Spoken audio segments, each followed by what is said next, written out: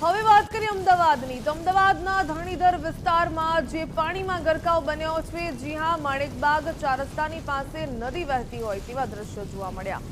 AMTS અને BRTS જે બસો છે તે પણ બંધ હાલતમાં જોવા મળી। વાહનો પાણીમાં બંધ થતા ધક્કો મારવા માટે વાહન ચાલકો મજબૂર બન્યા। માણેકબાગ વિસ્તારમાં ઘૂંટણસમાં પાણી ભરાતા ભારે મુશ્કેલીનો સામનો લોકો કરી રહ્યા છે।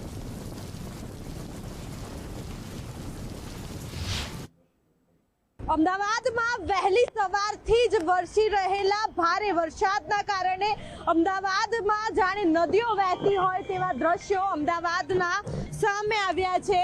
અમદાવાદના ધરણીધર વિસ્તારના દ્રશ્યો છે કે સૌથી વધારે માણેકબાગ 4 રસ્તા વિસ્તારમાં જાણે બેટ હોય તેવું લાગી રહ્યું છે, નદીઓ વહેતી હોય તેવું લાગી રહ્યું છે। જે મુખ્ય માર્ગ છે તે સંપૂર્ણ પાણીમાં ગરકાવ થઈ ચૂક્યો છે અને ઘૂંટણસમાં જે પાણી છે તે ચારે બાજુ ફસાયા હોય તેવું લાગી રહ્યું છે। સવારથી 7 વાગ્યાથી વરસાદ ચાલુ છે, હજુ વરસાદ ચાલુ છે, 2 વાગી ગયા છે।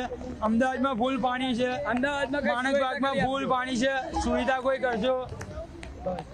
બિલકુલ, એટલે કે અહીંયા બીજા દ્રશ્યો બતાવીશ કે જે પ્રકારે એએમટીએસની બસ છે તે પણ અહીંયા બંધ થઈ ચૂકી છે અને આ બસને લઈ જવા માટે ખાસ કરીને જે ટોઈંગ છે તે ટોઈંગ બોલાવવામાં આવી છે। અહીંયા અનેક જેટલા જે વાહનો છે તે અહીંયા ફસાઈ ચૂક્યા છે, કારણ કે જે પ્રકારે ઘૂંટણસમાં અહીંયા પાણી ભરાઈ ચૂક્યા છે તેના જ કારણે અહીંયા જે વાહનો છે તે ફસાઈ ગયા છે। મહત્વનું છે કે એલિસ બ્રિજના અહીંયા પીઆઈ પણ આવી પહોંચ્યા છે ટ્રાફિક ક્લિયર કરાવવા માટે।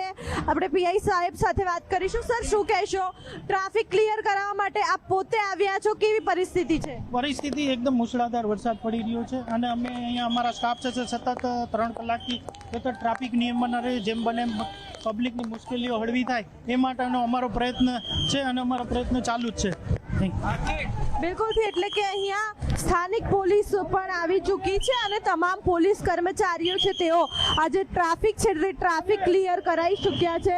હવે કોર્પોરેશન આમાં થોડુંક ધ્યાન દેવાની જરૂર તો છે જ, કેમ કે 4 કલાકથી સતત પાણી એટલું જ છે, નથી ઓછું થતું કે નથી વધારે થતું, એટલે અમદાવાદ મ્યુનિસિપલ કોર્પોરેશને થોડી ધ્યાન દેવાની જરૂર છે। બિલકુલ, એટલે કે અમદાવાદનો સૌથી પોશ વિસ્તાર કહેવાય ધરણીધર, કે અહીંયા છેલ્લા 4 કલાકથી એટલે કે સવારથી વરસાદમાં આ જ પ્રકારની પરિસ્થિતિ છે અને અહીંયા જે સ્થાનિકો છે તે આવી પહોંચ્યા છે, ટ્રાફિક ક્લિયર કરાવી ચૂક્યા છે। અહીંયા જે દ્રશ્યો સામે આવી રહ્યા છે, અનેક લોકોને હાલાકી પડી રહી છે, પરંતુ કોર્પોરેશનમાં જાણે પેટનું પાણી ન હલતું હોય તેવું લાગી રહ્યું છે, કારણ કે કરોડો રૂપિયાનું જ્યારે પ્રી મોન્સૂન કામગીરીનું જે બજેટ છે તે પાણીમાં જતું રહ્યું હોય તેવું લાગી રહ્યું છે। કેમેરામેન અરવિંદ સાથે માનસી પટેલ, ગુજરાત ફર્સ્ટ, અમદાવાદ।